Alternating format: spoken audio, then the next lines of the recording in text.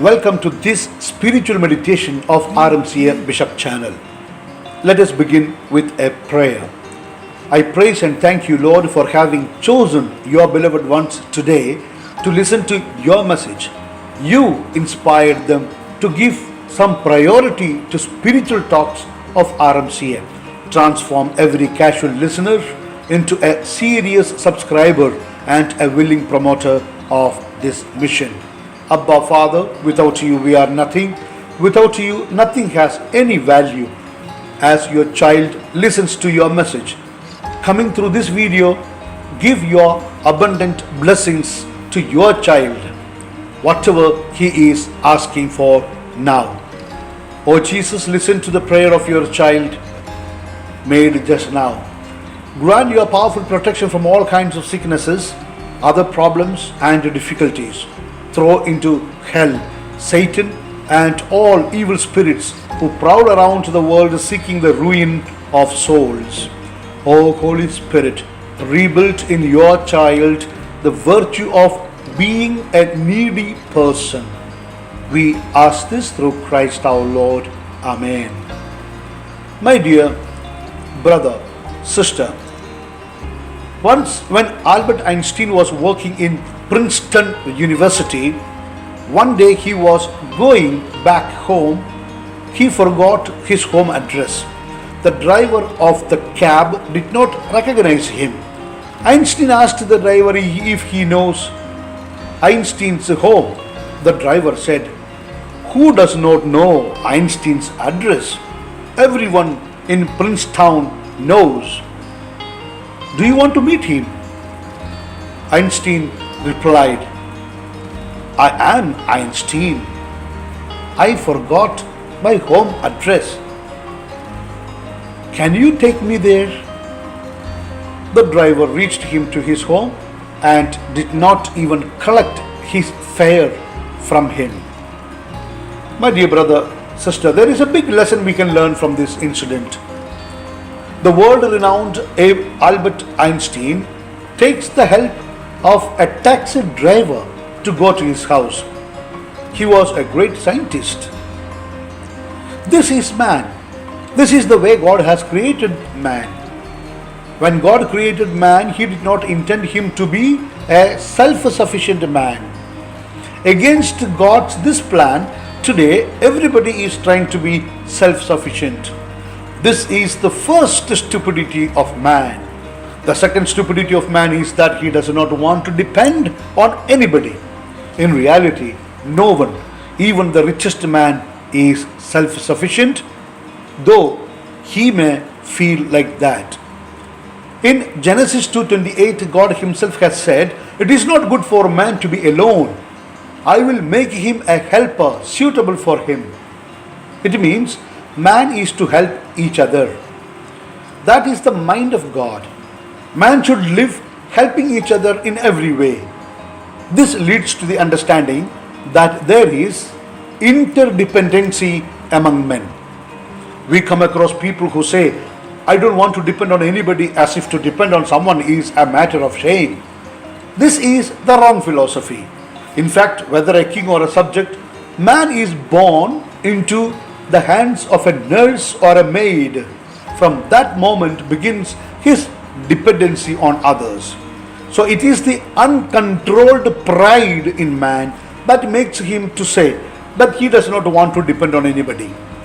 Some find themselves in the old age home because they did not want to depend on their children. What a tragedy it is. You know, the higher one goes in life, greater is the dependency on others. Humorously, once someone said, the smallest state in the world is Vatican City and it has only some 800 people as citizens. But you know, they have almost 4,000 employees. You see the height of dependency on each other? On the contrary, it is the poor man who depends on the least number of people in his life. This is because he cannot afford so many servants. So he does his own cooking, washing, cleaning and other houseworks at home, like a bit of electrical work, carpentry work, plumbing work, etc.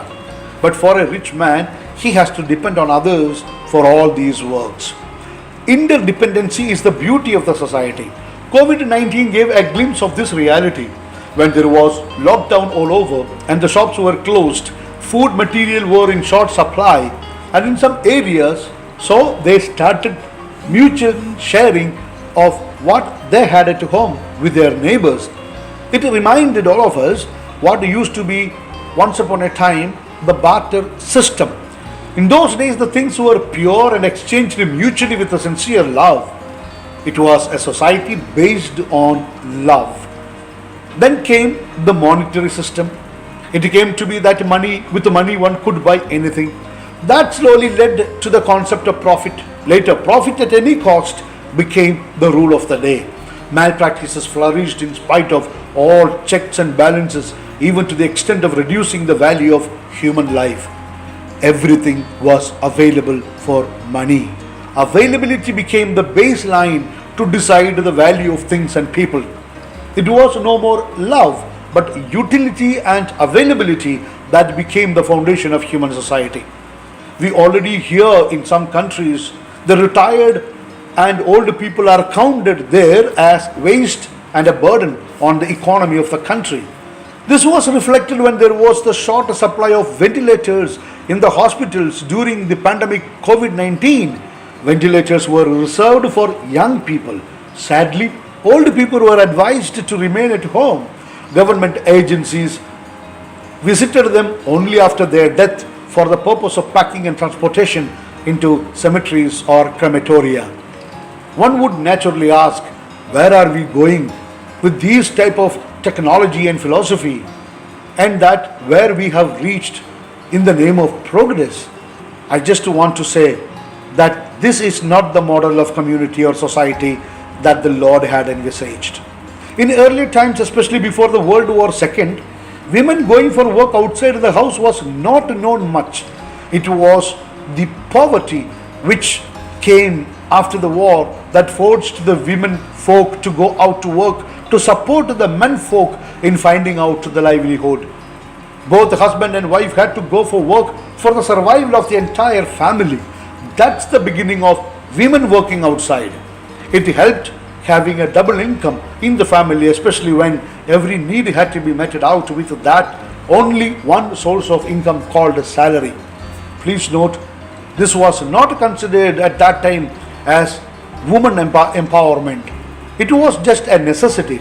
Later, when progress came into these countries and it was sufficient for one person alone to earn to keep the family going, the women did not want to lose the freedom that they enjoyed, the social contacts that they cherished, and the economic power that they had achieved.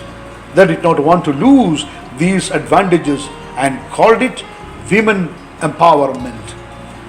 With the women empowerment, what happened was the collapse of the interdependency of husband and wife in the family.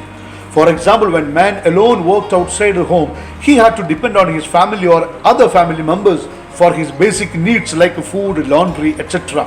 Now, because of fast food and chain of restaurants at every nook and corner, one doesn't need to depend on one's wife for food and other needs. Similarly, today laundry is also available everywhere. So there is no need to go home.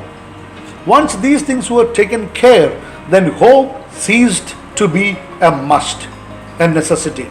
The same goes for a woman. She was depending on man for money. Today she earns sometimes much more than the husband. She does not depend on husband for money. The next reason of dependency was for her physical security. Today that is provided by the government through helpline facilities. Often helpline facilities are faster and more efficient than one's own husband. So then, what does a lady prefer? As I said earlier, love is no more the foundation of the family, but utility and availability. If wife is not available because she is on a business tour, there are many other options before the husband in the developed world. Thus, the collapse of the family morality was complete. I can go on narrating the scenario, which is not needed at this stage, I think. The point is, interdependency of human beings became a thing of the past, whereas even today, interdependency is the beauty, success, and glory of man. The shining example of this is elaborated in the early Christian communities, where everything was held in common during the time of apostles after Jesus' ascension into heaven. You can get the details of it from the Bible in the Acts of the Apostles.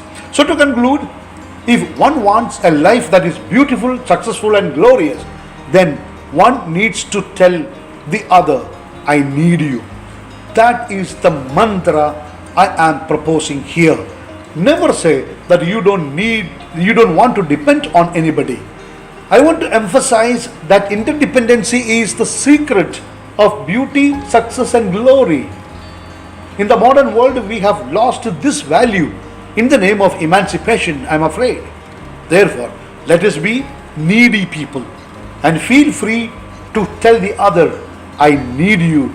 If husband and wife say this mantra to each other as often as possible, I need you, I guarantee that marriage will never break.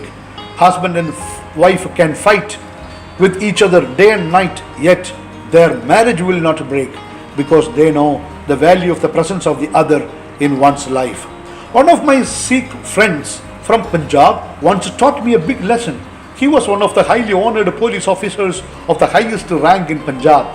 I asked him, are your parents staying with you?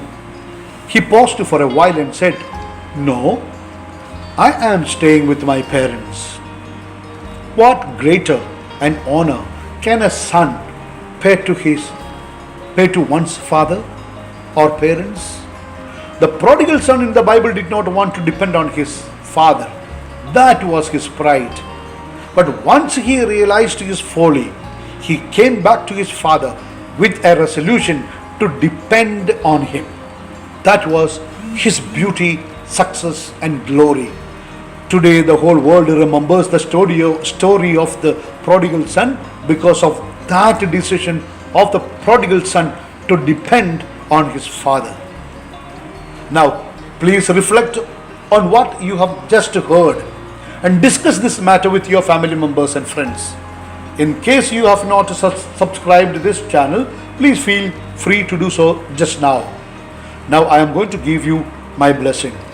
May the Lord who sees your goodwill bless you and your family in the name of the Father and of the Son and of the Holy Spirit. Amen. Please do keep me also in your valuable prayers. For additional spiritual enrichment, please listen any 2 videos daily from RMCF Bishop channel. With lots of love, always your humble servant, Bishop Franco Mulakil.